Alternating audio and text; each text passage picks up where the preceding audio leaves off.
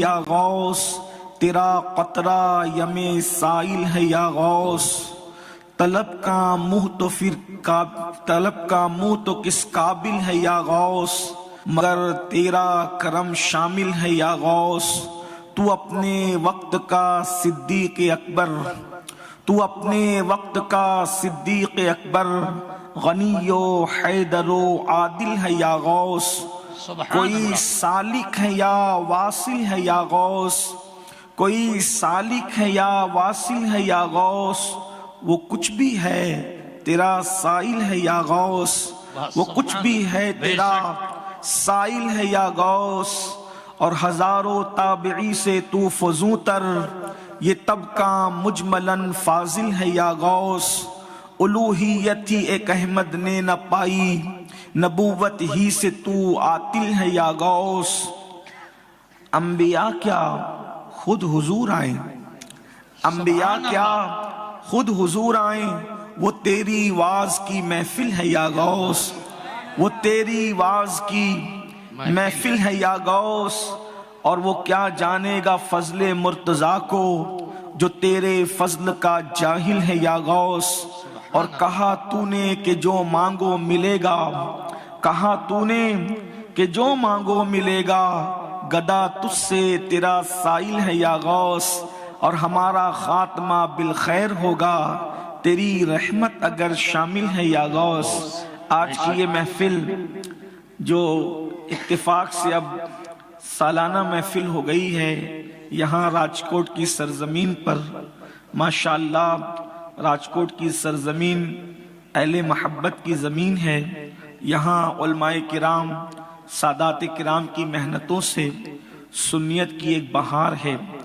اور ابھی آپ نے ہمارے ناظم محترم علامہ موصوف سے اعلان سن لیا کہ ہمارے مخیر قوم جناب حاجی یعقوب بھائی دالوانی، ان کو صدر جامع مسجد کے ٹرسٹ کی صدارت سونپی گئی ہے۔ میں اس پر تمام علماء کرام اور سادات کرام اور اپنی جانب سے مبارکباد پیش کرتا ہوں اور دعا کرتا ہوں کہ اللہ ان سے اور ان کے لائق و فائق فرزند برادر عزیز جناب فاروق بھائی، حاجی فاروق بھائی سے، اور صدر جامع مسجد کے جو جتنے ذمہ داران ہیں، ٹرسٹیان ہیں، اللہ پاک ان سب سے خوب دین و سنیت کا اور مسلک کا کام لیں اور قوم و ملت کی خدمت کریں۔ ہمیں ہر اس فرد کی حمایت کرنی ہے جو ہمارے مذہب اور مسلک کے لیے کام کرے، اس لیے کہ جب ہم کام کرنے والوں کی حمایت کرتے ہیں تو کام مزید بڑھتا ہے۔ بے شک اگر ہم کام نہ بھی کریں، صرف کام کرنے والوں کی حمایت کر دیں تو اس میں بھی ہمیں اللہ اجر عطا فرماتا ہے۔ اس پر میں بیان شروع کرنے سے پہلے آپ کی ذہن سازی کے لیے بات کہوں کہ اللہ کے رسول صلی اللہ علیہ وآلہ وسلم نے حضرت اسامہ ابن زید بن حارثہ، ان کو ایک لشکر کا امیر بنا کر کے روم پر حملہ کرنے کے لیے بھیجا، اور وہ لوگ ابھی مدینہ شریف کے باہر ہی گئے تھے کہ حضور کا وصال ہو گیا۔ وہ لوگ واپس آ گئے۔ پھر حضور علیہ السلام کو غسل دیا گیا، کفن شریف اور سارے جو معاملات تھے وہ ادا کیے گئے۔ پھر صدیق اکبر صحابہ کے اتفاق رائے سے اور اجماع سے رسول اللہ کے جانشین ہوئے اور خلیفہ اول ہوئے۔ تو صدیق اکبر نے یہ فیصلہ کیا کہ جس لشکر کو اللہ کے رسول نے بھیجا، روانہ کیا، وہ واپس آ گیا، تو جس کو حضور بھیجیں وہ واپس نہیں آ سکتا۔ واہ واہ، جس کو اللہ کے رسول آگے بڑھا دیں وہ واپس نہیں آ سکتا۔ دشمن یہ سمجھ بیٹھا کہ اب رسول اللہ پردہ فرما گئے، اب مسلمانوں کی ہمت ٹوٹ گئی، اب یہ لشکر واپس آنے والا نہیں ہے۔ صدیق اکبر نے کہا واپس جاؤ۔ حضور دنیا سے تشریف لے گئے، اللہ کا وعدہ پورا ہو گیا، اب تمہیں واپس جانا ہے، جاؤ لشکر لے کے جاؤ۔ بڑی تفصیل ہے اس میں، لیکن جو حضرت اسامہ تھے، حضرت زید بن حارثہ کے بیٹے، وہ صدیق اکبر کے پوتوں کی عمر کے تھے جی۔ حضرت اسامہ صدیق اکبر کے بیٹوں کی بھی نہیں بلکہ پوتوں کی عمر کے تھے۔ تو صدیق اکبر نے ان کو گھوڑے پہ بٹھایا اور ان کی لگام پکڑ کر صدیق اکبر چلنے لگے۔ تو حضرت اسامہ بار بار کہتے اب تو آپ مومنوں کے امیر ہو، مسلمانوں کے خلیفہ ہو، یا مجھے نیچے اتر کر چلنے دو یا آپ گھوڑے پر بیٹھو۔ تو صدیق اکبر نے کیا کہا، اسامہ تم اللہ کی راہ میں جا رہے ہو اتنے بڑے کام کے لیے، میرا دل تو چاہتا ہے کہ میں بھی تمہارے ساتھ جاؤں، لیکن چونکہ اب خلیفہ بن گیا ہوں تو میرے پیروں میں زنجیر ہے کہ مجھے مدینے میں رہنا پڑے گا۔ تو چونکہ تم دین کے کام کے لیے جا رہے ہو تو میں تمہارے گھوڑے کے ساتھ اس لیے چل رہا ہوں کہ اگر تمہارے گھوڑے کی ٹاپ سے جو دھول اڑ کر کے لگے گی دین کی راہ میں جانے والے کی، وہ میرے لیے نجات کا سبب بن جائے۔ سبحان اللہ، سبحان اللہ۔ آپ اندازہ کریں کہ میں تو دین کی راہ میں جہاں تم جا رہے ہو وہ جا نہیں سکتا، مگر کم سے کم جانے والے کے ساتھ چند قدم چل کے میں بھی جانے والوں کے ثواب میں شریک ہونا چاہتا ہوں۔ سبحان اللہ۔ یہ اپنے بزرگوں کی فکر تھی۔ تو اس لیے اگر ہم دین کا، سنیت کا، مسلک کا کام اپنی کسی مصروفیت کی وجہ سے نہیں کر سکتے تو جو طبقہ کر رہا ہے ان لوگوں کے ساتھ چند قدم چل ہی لیں، اس نیت کے ساتھ کہ جب ان کے ساتھ چلنے والوں کی فہرست بنے گی تو کہیں نہ کہیں اپنا نام بھی آ جائے گا۔ سپورٹ کریں تاکہ جب دین کا کام کرنے والوں کی فہرست بنے گی تو کہیں کہیں اپنا نام بھی آ جائے گا۔ تو اللہ سے دعا کرتا ہوں کہ جو بھی عاشق رسول دنیا کے جس بھی کونے میں دین کا، سنیت کا، مسلک کا کام کر رہا ہے، اللہ سب کو آباد رکھے، سب کو سلامت رکھے۔ تنظیم کوئی ہو، تحریک کوئی ہو، ادارہ کوئی ہو، سمبول کوئی ہو، لیکن سلسلہ کوئی ہو، برادری کوئی ہو، علاقہ کوئی ہو، بس کام میرے نبی کا ہو رہا ہے، ہم سب ان کے ساتھ کھڑے ہیں، اور انشاءاللہ قیامت کے دن بھی ہم سب رسول اللہ کے جھنڈے کے نیچے ایک ساتھ کھڑے ہوں گے۔ اللہ کرے وہ دن آئے صبا وہ چلے کہ باغ پھلے، وہ پھول کھلے کہ دن ہو بھلے، لوا کے تلے ثنا میں کھلے، رضا کی زباں تمہارے لیے۔ اللہ پاک ہم سب کو توفیق بخشے۔ تو آج کی یہ محفل سرکار غوثیت مآب کی محفل ہے، اور میں نے قرآن مقدس کی اس عظیم آیہ کریمہ کی تلاوت کی ہے جس میں اللہ تبارک و تعالی نے امت محمدیہ کے منصب کو اجاگر کیا ہے، اور اللہ پاک ارشاد فرماتا ہے کنتم خیر امہ، تم بہترین امت ہو جو لوگوں میں ظاہر کی گئی ہو، اخرجت للناس، تم بہترین امت ہو جو لوگوں میں ظاہر کی گئی ہو۔ بہترین اور خیر امت کا خطاب اللہ نے کسی امت کو عطا نہیں فرمایا، یہ صرف امت محمدیہ کی شان ہے۔ بالکل آپ اس کو محسوس کریں کہ حضور کے امتی ہونے کی برکت کیا ہے۔ اللہ تعالیٰ نے بہت بڑی بڑی نعمتیں اپنے خزانے میں چھپا رکھی تھی، کیوں؟ محبوب کی امت آئے گی تو اس کو عطا کریں گے۔ یہ جو چھپانے والی بات ہے اس لیے کر رہا ہوں، ملانے کے لیے نہیں، صرف سمجھانے کے لیے۔ جب ماں کوئی چیز تقسیم کرتی ہے بچوں میں تو جو سب سے چہیتا اور پیارا ہوتا ہے وہ موجود نہیں ہوتا، تو ماں اس کو اپنی بغل میں، اپنی آستین میں، اپنے دوپٹے میں، اپنے دامن میں چھپا کے رکھتی ہے کہ ابھی وہ آیا نہیں، جب وہ آئے گا تو اچھا سب سے پیارے کو دے دوں گی۔ بلا تمثیل اللہ ہر بندے سے محبت کرتا ہے، لیکن امت محمدیہ سے سب سے زیادہ پیار اس لیے ہے کہ وہ میرے محبوب کی امت ہے، اس لیے سورہ فاتحہ کو چھپا کے رکھا، کسی امت کو نہیں دیا، یہ صرف امت محمدیہ کو عطا فرمایا۔ بسم اللہ شریف کو چھپا کے رکھا، کسی امت کو نہیں دیا، یہ پوری بسم اللہ الرحمن الرحیم صرف امت محمدیہ کو عطا فرمایا، رکوع جیسی عظیم نعمت چھپا کر رکھی تاکہ یہ امت محمدیہ کو عطا کریں گے، رمضان المبارک جیسی نعمت چھپا کر رکھی کسی امت کو نہیں دی، امت محمدیہ کو عطا کریں گے، اذان جیسی عظیم نعمت چھپا کر رکھی کسی امت کو نہیں دیں گے، امت محمدیہ کو عطا کریں گے۔ کیوں؟ اس لیے کہ یار جو پیارا ہے تو یار کے پیچھے چلنے والی ساری امت سے پیار ہو گیا ہے۔ واہ واہ، نعرہ تکبیر، نعرہ رسالت، جشن غوث اعظم۔ تو خیر امت کا لقب صرف امت محمدیہ کو عطا کیا گیا۔ کیوں؟ تأمرون بالمعروف وتنہون عن المنکر، تم اس لیے بہترین ہو کہ کیونکہ تم نیکی کا حکم دیتے ہو اور برائی سے روکتے ہو، اور تؤمنون باللہ، اور اللہ پر ایمان لاتے ہو، اس لیے اللہ نے تمہیں خیر امت کا لقب عطا فرمایا۔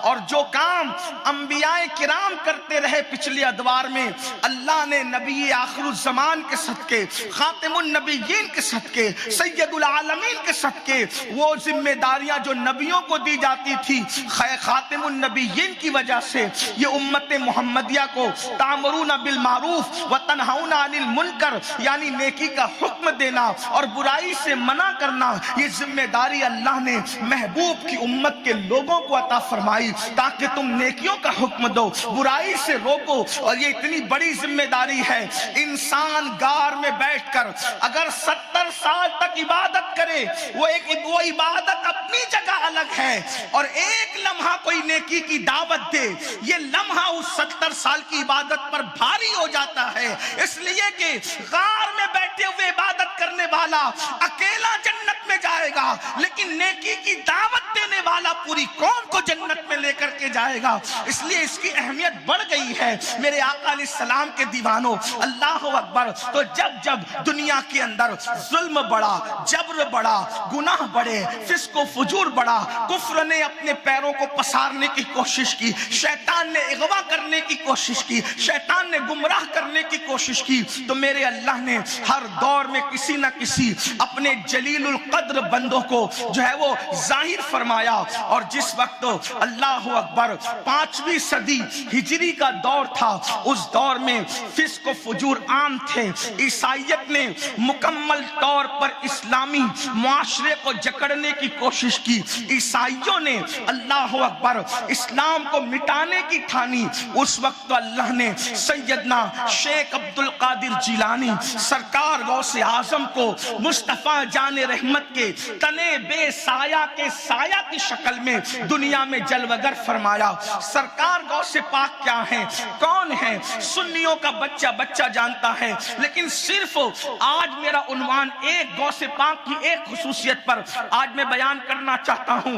غوث اعظم اپنے وقت کے نہیں بلکہ ہر دور کے، اپنے دور سے لے کر اب قیامت تک دنیا کا سب سے بڑا اگر کوئی خطیب ہے، کوئی وائز ہے، تو اس کو دنیا شیخ عبد القادر جیلانی کہتی ہے۔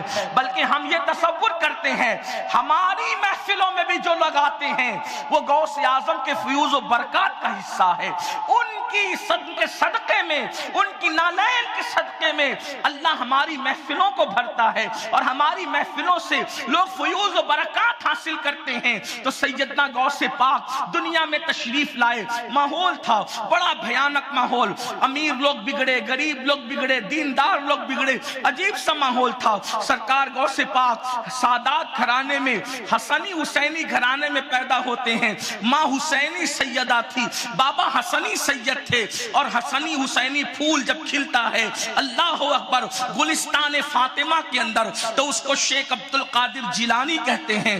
غوث پاک ماں کے شکم سے ولی تھے، مادرزاد ولی تھے، اللہ اکبر، پیدا ہوتے ہی کرامتوں کا ظہور ہوا، وہ آپ بار بار سن چکے ہیں، اب اس کی طرف نہیں جانا۔ سرکار غوث پاک تقریباً 18 سال کی عمر میں بغداد معلی تشریف لاتے ہیں۔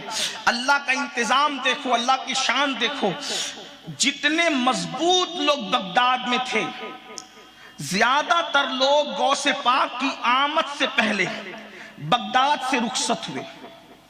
وجہ اس لیے کہ ایک وقت میں ایک ہی سورج چمک سکتا ہے، خود سیدنا امام غزالی رضی اللہ تعالیٰ عنہ، امام غزالی 500 کتابوں کا مصنف، امام غزالی اپنے دور کے سید الصوفیہ، امام غزالی اپنے وقت کے عالم ربانی، آپ آج بھی مکاشفۃ القلوب، احیاء العلوم، کیمیاء سعادت، خطبات غزالی، یہ سب غوث سرکار میں حضرت امام غزالی کی کتاب اٹھا کر پڑھیں تو آج بھی وہ دلوں کو ٹچ کرتی ہے۔ انتہائی اس کے اندر جذبات ہیں، عشق ہے، محبت ہے، پیار ہے، اس کو پڑھنے کے بعد انسان سنور جاتا ہے۔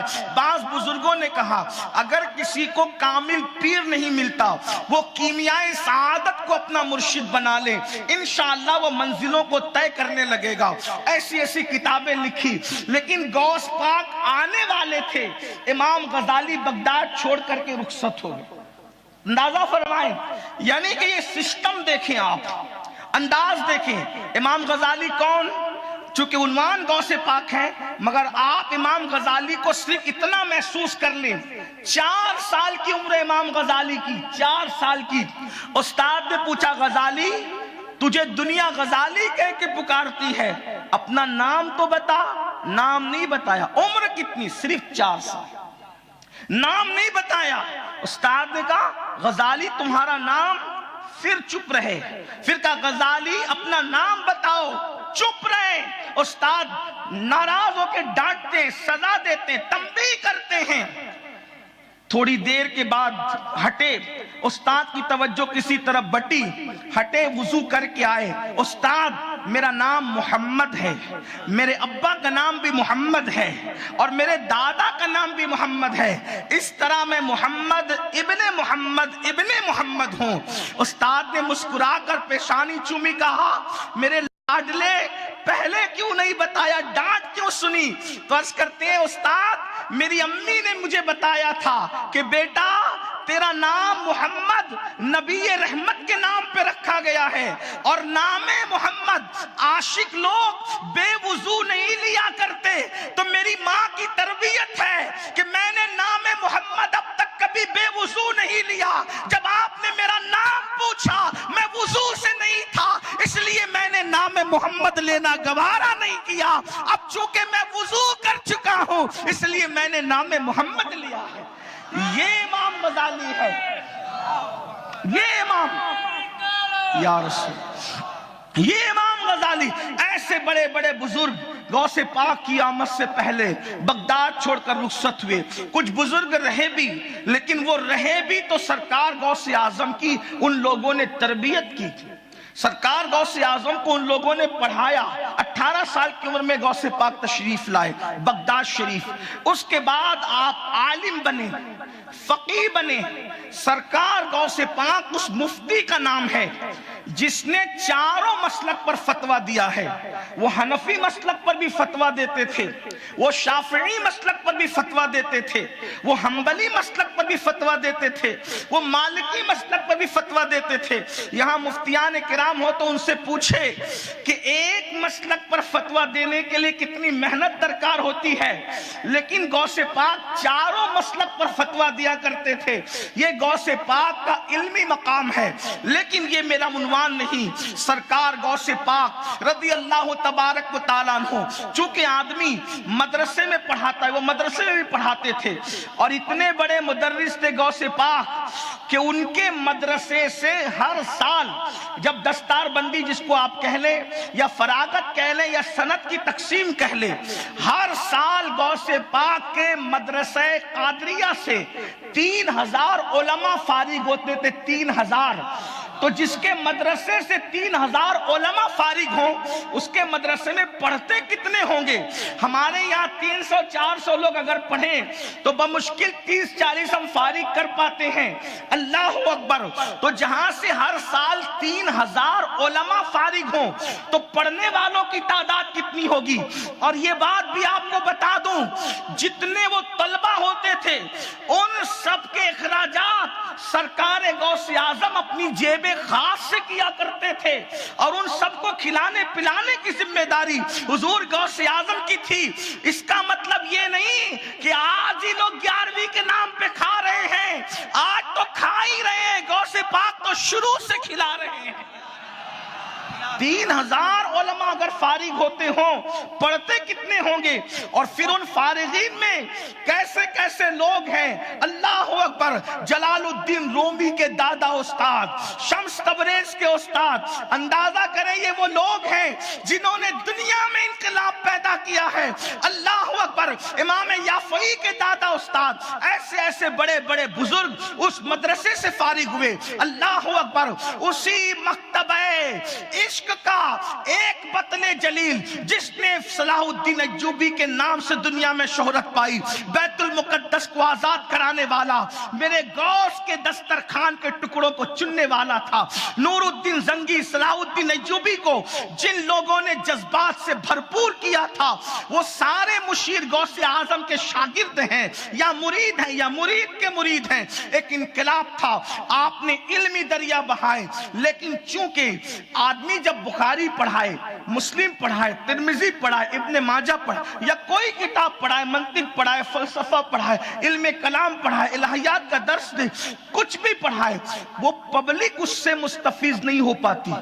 پبلک کے لیے بہترین ذریعہ اصلاح کا واعظ و نصیحت اور تقریر ہے، خطاب ہے۔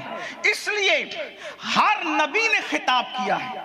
خطاب ایسا ہے جن کو کتاب نہیں سمجھتی ان کو بھی خطاب سمجھتا ہے، اس لیے خطاب کی بڑی اہمیت ہے۔ کتاب بھی لایانی نہیں ہے، میں یہ نہیں کہہ رہا ہوں، لیکن کتاب کسان کو نہیں سمجھتی، کتاب راستے بنانے والے مزدوروں کو نہیں سمجھتی، مگر جب وہ خطاب سنتے ہیں کسی کلندر کا، کسی ملنگ کا، کسی وائز کا، کسی ناسے کا، اور اگر وہ اللہ کی رضا کے لیے خطاب کرے تو پھر بات دل سے نکل کر دل میں اترتی ہے۔ اقبال نے کہا تھا بات جو دل سے نکلتی ہے اثر رکھتی ہے، پر نہیں طاقت پرواز مگر رکھتی ہے۔ تو سرکار غوث اعظم اپنے وقت کے بہترین وائز، بہترین خطیب تھے، لیکن یہ خطیب بنے کیسے؟ غوث پاک کے خطیب بننے کا، وائز بننے کا، مقرر بننے کا واقعہ بھی بڑا دلچسپ ہے۔ سرکار غوث پاک ارشاد فرماتے ہیں ظہر کی نماز کے بعد میں نے اللہ کے رسول کی زیارت کی۔ ابھی اس میں انہوں نے یہ واضح نہیں کیا کہ یہ واقعہ خواب کا ہے یا عالم بیداری کا ہے، اس پر کوئی جو ہے وہ غوث پاک نے وضاحت نہیں فرمائی، لیکن غوث پاک فرماتے ہیں کہ میں نے جو ہے وہ رسول اللہ کی زیارت کی۔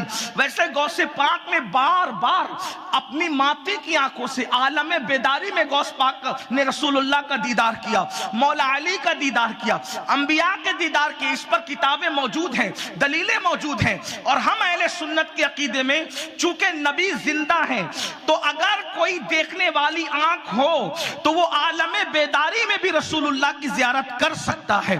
ہمارے بہت سارے بزرگوں نے کیا ہے، خود 14ویں صدی کے مجدد سیدی امام اہل سنت نے بھی عالم بیداری میں رسول اللہ کو زیارت کرنے کا شرف حاصل کیا ہے۔ اللہ اکبر۔ غوث پاک نے بہت دیکھا، بار بار دیکھا۔ غوث پاک فرماتے ہیں ظہر کی نماز کے بعد اللہ اکبر میں نے رسول اللہ کی زیارت کی، ساتھ میں میرے جد کریم، غوث پاک فرماتے ہیں میرے جد کریم مولائے کائنات، خاتم الولایت، قاسم جنت و جہنم، فاتح خیبر سیدنا علی مرتضیٰ بھی ساتھ تھے۔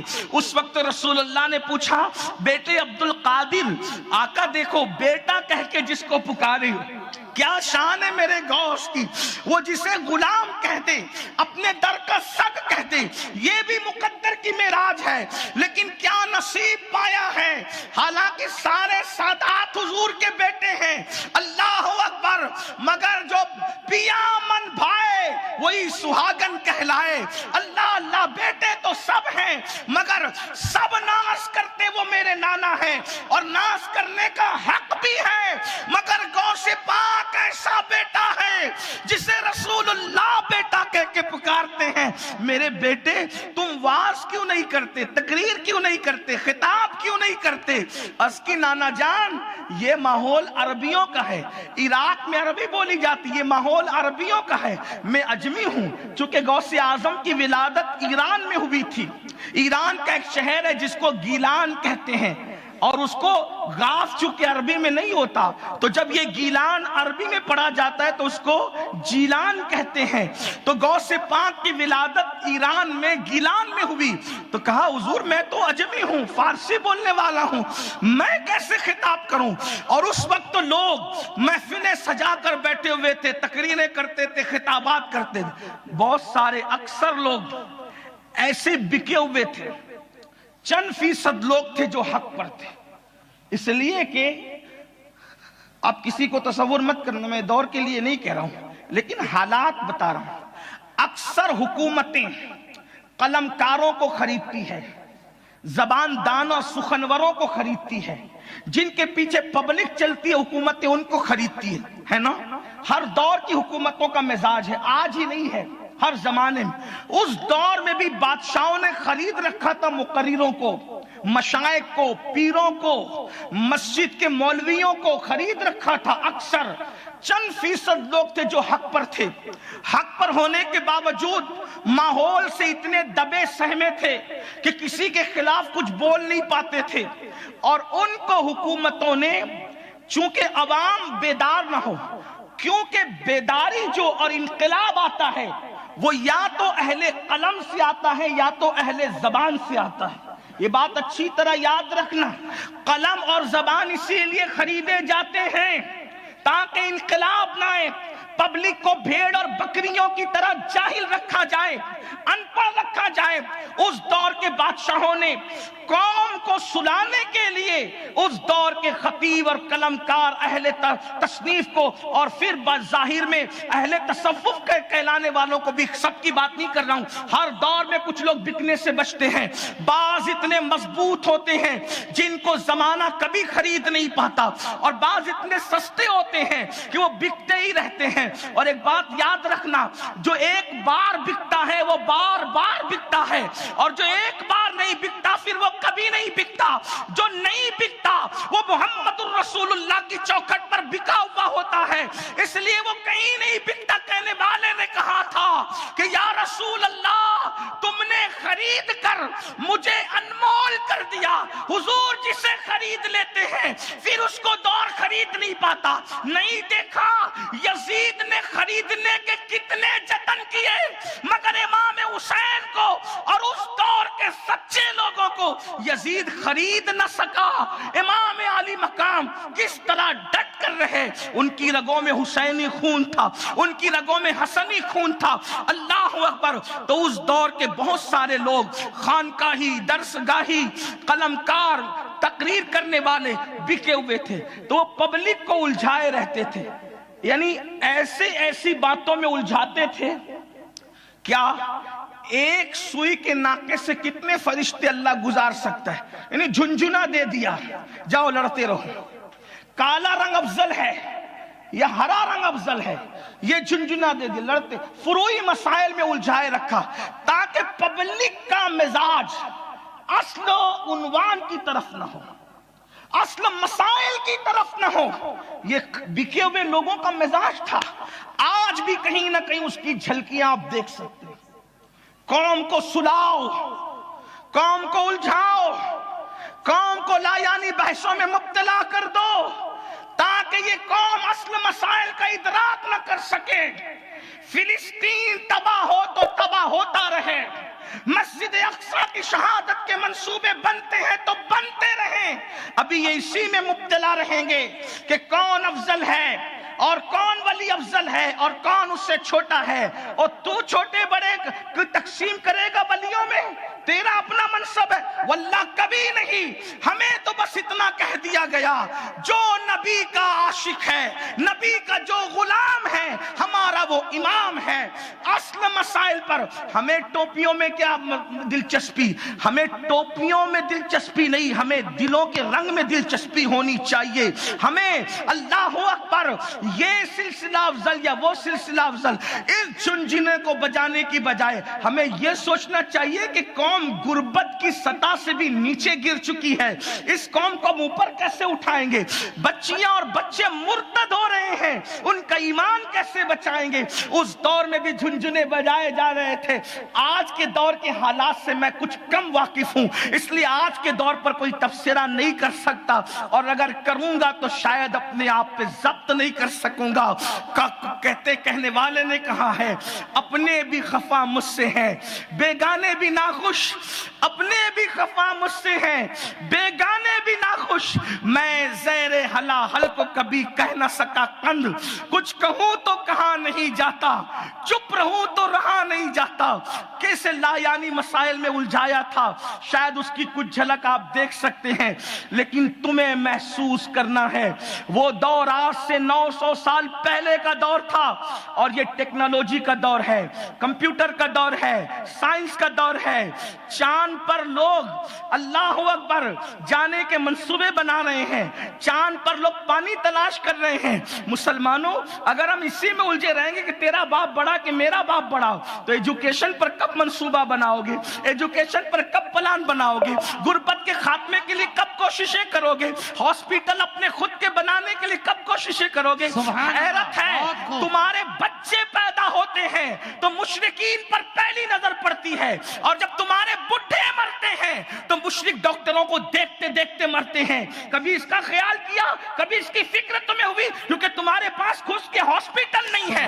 اگر تمہارے پاس خود کے ہاسپٹل ہوتے تو تمہارا بچہ مومن ڈاکٹر کو شکل پہلے دیکھتا، اور تمہارا بڈھا دنیا سے جاتے جاتے کسی مومن ہی کو دیکھتے دیکھتے دنیا سے جاتا۔ لیکن افسوس ہے، ہمیں اس کی فکر کب ہے؟ ہم تو اور کسی چیز میں لگے ہیں۔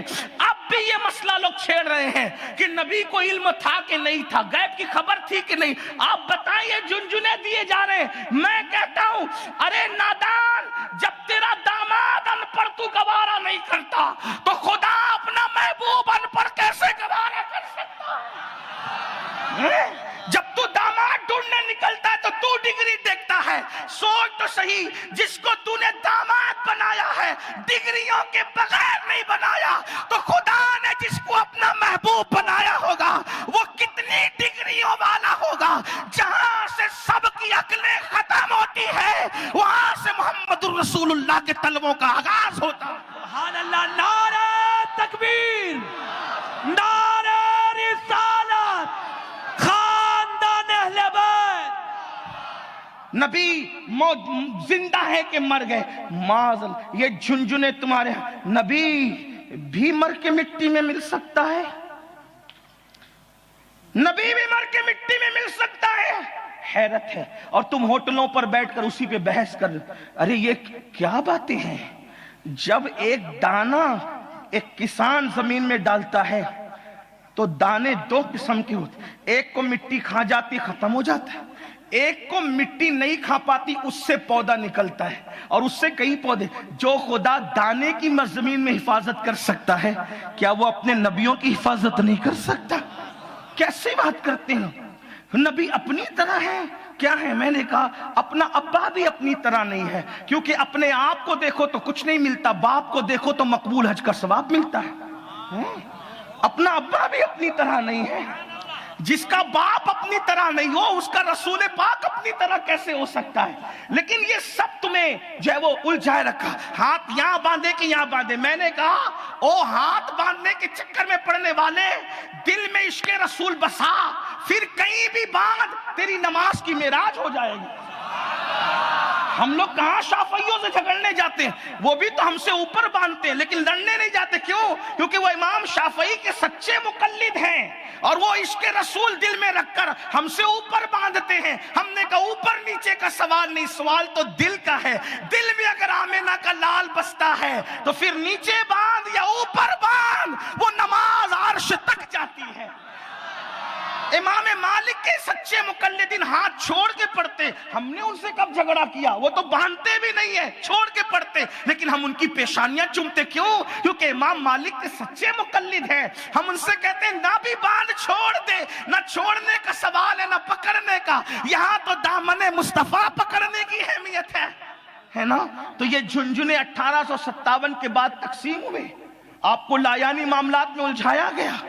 تو اس دور میں بھی حکومتوں نے، یہ حکومتوں کا چکر ہے عزیز، ورنہ مسلمان کب منتشر تھا؟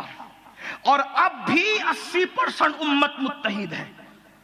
20% ادھر ادھر ہوئی اور اس میں 2.5% ہے جو بہت بدترین ہو گئے. ہاں میں غصے میں نہیں کہہ رہا ہوں, یہ 2.5% اس لیے نکل گئے ہیں کہ جب آدمی مالدار ہوتا ہے تو 2.5% مال کا میل زکوٰۃ کی شکل میں نکال دیتا ہے. تو اسلام بھی غالب ہو گیا, بہت مالدار ہو گیا اسلام, اس لیے 2.5% ان گستاخوں کو نکال دیا گیا وسیم رضوی جیسوں کی شکل میں. ہاں مال کا میل نہیں رکھ, سلمان رشدی کی شکل میں نکال دیا گیا. اسی طریقے سے اور بھی تسلیمہ کی شکل میں نکال یا اس جیسے اور اس جیسے گروہ ہوں گے. ورنہ جو سچا نبی کا کلمہ پڑھتا ہے وہ تو بے وضو نبی کا نام بھی لینا گوارا نہیں کرتا, نبی کا نام آنے پہ وہ سر جھکاتا ہے. بات دور نہ جائے, جلدی جلدی آتے ہیں, حالات کا جائزہ پیش کر. 1857 کے بعد لڑاؤ اور حکومت کرو کے تحت انگریزوں نے بانٹا آپ کو, ورنہ 1857 سے پہلے حضرت امیر خسرو نے ایک خط میں لکھا. امیر خسرو نے آج سے کم و بیش 600-650 سال پہلے ایک خط میں لکھا, کہا میں اس دلی میں رہتا ہوں جس دلی کے اندر دریا کی جو مچھلی ہے وہ مچھلی بھی سنی ہے. یعنی سنیت کا غلبہ کتنا تھا. اس وقت سب لوگ مزارات پہ فاتحہ پڑھنے والے تھے, اس وقت سب لوگ نبی کی میلاد کرنے والے تھے, اس وقت سب لوگ نبی کے ڈنکے بجانے والے. الگ عنوان ہے, لیکن بہرحال انگریزوں نے بڑا دماغ چلا. شاطر ظالم نے, تن کے گورے من کے کالے انگریز نے. کاش اگر دوسرے مکاتب فکر کے میرے جوان آئے ہیں, میں کوئی تعصب سے نہیں کہہ رہا ہوں, میں تو بانگے درا کے طور پر گھنٹی بجا رہا ہوں. سونے والوں بیدار ہو جاؤ, قبر میں ہم نے کسی جماعت کے امیر کو ساتھ نہیں لے جانا, قبر میں تو ہمیں آمینہ کے لال کی محبتیں چاہیے ہیں. اللہ اکبر. اس لیے مکاتب فکر کے تعصب کو چھوڑ کر مرکز عقیدت محمد الرسول اللہ کی طرف آؤ. ان علماء کی پیروی کرو جو سچے عشق کی بات کریں, محبت رسول کی بات کریں, عشق رسول کی بات کریں, عشق اہل البیت کی بات کریں, عشق اصحاب رسول کی بات کریں. لا یعنی جھگڑوں میں نہ الجھو ورنہ معاملہ بکھر جائے گا. حضور کی ذات لڑنے کے لیے نہیں, حضور کی ذات تو نقطہ اتحاد تھی, مرکز عقیدت ہے, محبتوں کا مرکز ہے. تو بہرحال وہی ہوا کچھ کیا, غوث پاک کے دور میں خطیب بکے, ادیب بکے, مقرر بکے, قلمکار بکے, بکنے والے بکے, لیکن کچھ لوگ نہیں بکے. تو غوث پاک سے حضور نے فرمایا تم خطاب کیوں نہیں کرتے, کیونکہ تم جیسوں کی ضرورت ہے دین کو. اس کی حضور میں عجمی ہوں, وہ عربی ہیں. فرمایا تم بھی تو عربی جانتے ہو, حضور ان عربیوں میں میں خطاب کیسے کرتا. تو فرمایا میرے قریب آؤ, اور اللہ کے رسول نے قریب بلایا, اور قریب بلا کر 7 مرتبہ اپنا لعاب غوث پاک کے منہ میں ڈالا. لعاب رسول غوث پاک کے منہ میں 7 مرتبہ, اور پھر مولا علی کو اشارہ کیا تو مولا کائنات نے 6 مرتبہ ڈالا. غوث پاک نے پوچھا دادا جان, نانا نے تو 7 بار, آپ نے 6 بار. کہا بیٹا ادب کی وجہ سے, اگر وہ 7 بار ڈالتے میں بھی 7 بار ڈالتا ہوں تو لوگوں کو برابری کا شائبہ ہوگا. ایک قدم پیچھے, تاکہ پتہ چلے جب علی برابری کا دعویٰ نہیں کرتے تو کسی اور ذلیل کو برابری کا دعویٰ کرنے کا حق کیا ہے. وہ علی جس کے بیٹے بے مثال ہیں, وہ علی جس کی آل میں اتنے ولی ہوں کہ نام لیتے لیتے راتیں ختم ہو جائے, کبھی نہ اولاد علی کی فہرست ختم نہ. اندازہ کریں, وہ کہہ رہے ہیں کہ میں نے 6 بار اسی لیے ڈالا. بہرحال پھر غوث پاک فرماتے ہیں کہ پھر خطاب, تقریر میرے اندر ایسی آتی تھی جیسے لوگوں کو الٹیاں, میں کنٹرول نہیں کر پاتا تھا, اور پھر بولنا شروع کی. غوث پاک کہتے ہیں جب میں نے شروعات میں تقریر شروع کی تو 2-3 لوگ بیٹھتے تھے میرے خطاب. توجہ کریں, یعنی غوث پاک کی شروعات جو ہوئی ہے, فرماتے 2-3 لوگ بیٹھتے تھے میرے خطاب میں نے شروع کیا, اور پھر لوگ بڑھتے گئے تو میرا مدرسہ بھر گیا. پھر وہ ممبر اٹھا کر لوگوں کی پبلک کی وجہ سے, زیادتی کی وجہ سے عیدگاہ میں ممبر لے کر گئے. وہ فرماتے 70 ہزار کا مجمع جمع ہوتا تھا, اور 400 علماء قلم دوات لے کر کے غوث پاک کا خطاب لکھتے بیٹھتے تھے، اور غوث پاک کو اللہ نے اب ان کے نانا کے معجزے کے صدقے میں یہ کرامت دی تھی کہ پہلا بندہ جو قریب بیٹھ کر جیسے سنتا تھا، آخری بندہ جو 70,000 کے مجمع میں ہوتا تھا وہ بھی ویسے ہی سنا کرتا تھا۔ مائک کی ضرورت نہیں تھی، اور پھر آپ کے خطابات تھے۔ اب میں ان خطابات کی تاثیر کیا عرض کروں، وقت زیادہ ہوا، میں تمہید میں بہت وقت لے گیا۔ ان کا ایک خطاب پڑھنا چاہتا ہوں، آج میں ان کا ایک خطاب پڑھوں گا، اسی بات پوری کروں گا۔ یعنی مطلب یہ ہے کہ زبان میری ہے، بات ان کی۔ آج آپ غوث پاک کا خطاب سنیں گے، لیکن نقل میں کر رہا ہوں، حالانکہ میری زبان واللہ نام غوث لینے کے بھی قابل نہیں، میں ان کے خطاب کو کیا بیان کر سکتا ہوں، لیکن ان کا خطاب آج مجھے پڑھنا ہے، اور آپ کو سب کو غور سے سننا ہے۔ کوئی کرامت نہیں پڑھنی آج مجھے، کرامتیں بہت سنا ہے۔ ذرا دیکھو تو غوث پاک کی تعلیم کیا ہے، غوث پاک کا خطاب کیا ہے، غوث پاک کیسے خطاب کرتے ہیں۔ اس بگڑے ہوئے عیسائیت اور یہودیت کے ماحول میں، بکے ہوئے خطبہ کے ماحول میں غوث پاک کا جب خطاب ہوا، اتنی تاثیر تھی غوث پاک کے خطاب میں کہ 3-3 4-4 جنازے اٹھتے تھے، لوگوں پہ اتنا خوف طاری ہوتا تھا، لوگ بے ہوش ہو جاتے تھے، ہوش کھو دیتے تھے۔ جب غوث پاک کہتے تھے نا اب قال کو چھوڑو، یعنی ظاہر کو چھوڑو، حال کی طرف آؤ، تو لوگ اپنے کپڑے پھاڑ لیتے تھے۔ یہ سرکار غوث پاک کے خطاب میں تاثیر تھی۔ لوگ آتے تھے تو توبہ کر کے جاتے تھے، لوگ آتے تھے تو پلٹ کر جاتے تھے، لوگ آتے تھے تو تبدیل ہو کر کے جاتے تھے۔ بڑے بڑے علماء، حتیٰ کہ جنات بھی، شیخ ابو نصر عمر بغدادی کہتے ہیں کہ میں نے جنات کا عمل کیا تھا کہ جنات حاضر کروں۔ ایک دن میں نے عمل کر کے وظیفہ کر کے جنات کو بلایا تو انہوں نے آنے میں دیر کی۔ میں نے کہا آنے میں دیر کیوں کی؟ تو جنات نے کہا آپ اس وقت نہ بلایا کریں۔ کہا کیوں؟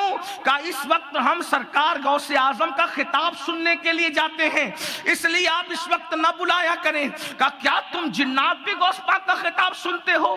تو کہتے ہیں انسانوں سے زیادہ غوث پاک کے خطاب میں جناتوں کی تعداد ہوتی ہے۔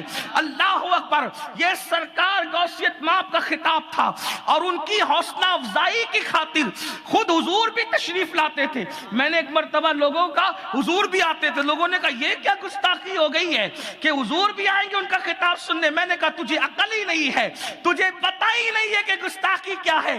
ارے نادان، یہ جو سادات بیٹھے، یہ علماء بیٹھے ہیں، کیا یہ میرا خطاب اس لیے سننے آئے ہیں کہ میں ان کو سدھاروں گا، سدھرے ہوئے لوگوں کو سدھاروں گا، ان کے علم میں اضافہ کروں گا؟ نہیں، یہ علماء کیوں آتے ہیں؟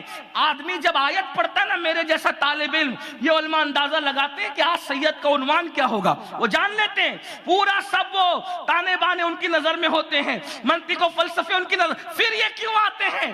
وہ کر رہے ہیں بلا تمثیل، یہ میری کوئی اوقات نہیں، یہ ہماری تائید اور حوصلہ افزائی کے لیے آتے ہیں، کیونکہ ہم ہیں چھوٹے اور غوث پاک تھے بہت بڑے، تو ان کے خطاب کی تائید کو سند عطا کرنے کے لیے محمد الرسول اللہ تشریف لایا کرتے تھے، موسیٰ علیہ السلام تشریف لایا کرتے تھے۔ میرے امام کہتے ہیں انبیاء کیا خود حضور آئے، انبیاء کیا خود حضور آئے، وہ تیری واز کی محفل ہے یا غوث، آپ کی واز کی محفل ایسی۔ اور اللہ اکبر، مولا علی تشریف لاتے ہیں، خضر علیہ السلام تشریف لاتے ہیں، کیا وہ محفل رہی ہوگی؟ سچ کہنا، بولو تمہارے دلوں میں کیسی گدگدی ہو رہی ہے؟ غوث پاک کا ذکر ہو رہا ہے تو کیسے دل کی کلیاں کھل رہی ہے غوث پاک کا؟ جس کے نام میں اتنا اثر ہے، اس کے چہرے میں کتنی تاثیر ہوگی، اس کے رخ پاک میں کتنی تاثیر ہوگی۔ کیا لگتے ہوں گے غوث اعظم، کیا لگتے تھے پتہ ہے؟ حضرت مولانا سید اعجاز کامٹوی ہماری جماعت کے بہت بڑے عالم ہیں، انہوں نے غوث اعظم کے چہرے کی عکاسی کی ہے۔ انہوں نے خواب میں رسول اللہ کا دیدار ہوا تو انہوں نے ایک منقبت لکھی تھی پربی زبان میں، مورے سپنا ما درشن دکھائے گئے اورے مورے غوث الورا، مورے سپنا ما درشن دکھائے گئے اورے مورے غوث الورا، مورا سوتے میں بھاگ جگائے گئے اورے مورے غوث الورا۔ اور مکتے میں کہتے ہیں چاندنی مجھ کو اعجاز پھیکی لگے، ایسے اچھے ہیں وہ، چاندنی مجھ کو اعجاز پھیکی لگے ایسے اچھے ہیں وہ، اور کرن مجھ کو سورج کی دھندلی لگے ایسے اچھے ہیں وہ، جس کے آگے سورج کی کرن دھندلی ہے وہ میرے غوث کا چہرہ ہے، جس کے آگے چاند کی چاندنی پھیکی ہے وہ میرے غوث کا چہرہ کہتے ہیں۔ اللہ اکبر، چاندنی مجھ کو اعجاز پھیکی لگے ایسے اچھے ہیں وہ، اور کرن مجھ کو سورج کی دھندلی لگے ایسے اچھے ہیں وہ، کیسا نوری مکھڑوا دکھائے گئے رے مرے غوث الورا۔ کتنے خوبصورت ہوں گے۔ میں غوث پاک کی توجہ کو اپنی طرف مائل کرنے کے لیے یہ آخری بند ہے، اس کو اپنے انداز میں پڑھنا چاہتا ہوں، آپ بھی شامل ہو تو کھو سکتے ہیں۔ میں پڑھتا ہوں، ذرا اس میں شامل ہو۔ غوث پاک کی طرف توجہ کر کے کہتے ہیں، مورے سپنا ماں درشن دکھائے گیو رے، دکھائے گیو رے مورے غوث الورا، مورا سوتے میں بھاگ جگائے گیو رے، جگائے گیو رے مورے غوث الورا۔ چشمہ بغداد کا جب لگا آنکھ پر، دیکھا طیبہ نگر، دیکھا طیبہ نگر، جانب مکہ جب بھی اٹھی ہے نظر، دیکھا طیبہ نگر، دیکھا طیبہ نگر، مورے من مدینہ بسائے گیو رے، بسائے گیو رے مورے غوث الورا۔ غم کی ظلمت ہٹی، رات کالی کٹی، اور اجالا ہوا، اور اجالا ہوا، راستے سے مصیبت کی ظلمت چھٹی، اور اجالا ہوا، اور اجالا ہوا، مورے آشا کا دیپ جلائے گیو رے، جلائے گیو رے مورے غوث الورا۔ مکتا کہتے ہیں، چاندنی مجھ کو اعجاز پھیکی لگے ایسے اچھے ہیں وہ، ایسے اچھے ہیں وہ، اور کرن مجھ کو سورج کی دھندلی لگے ایسے اچھے ہیں وہ، ایسے اچھے ہیں وہ، کیسا نوری مکھڑوا دکھائے گیو رے، دکھائے گیو رے مورے غوث الورا۔ کتنے خوبصورت لگتے ہوں گے، حسنی رنگ ہے، حسینی رنگ ہے، اور محفل میں جب آپ کرسی پر بیٹھتے تھے خطاب کرنے کے لیے تو پورا مجمع آپ کے لیے کھڑا ہو جاتا تھا، اور جب خطاب کرتے تھے تو لوگ دائیں بائیں دیکھنے کی ہمت نہیں کرتے تھے، ایسا لگتا تھا جب وہ چپ ہوتے تھے تو لوگ اپنی سانسوں کی آواز گن سکیں۔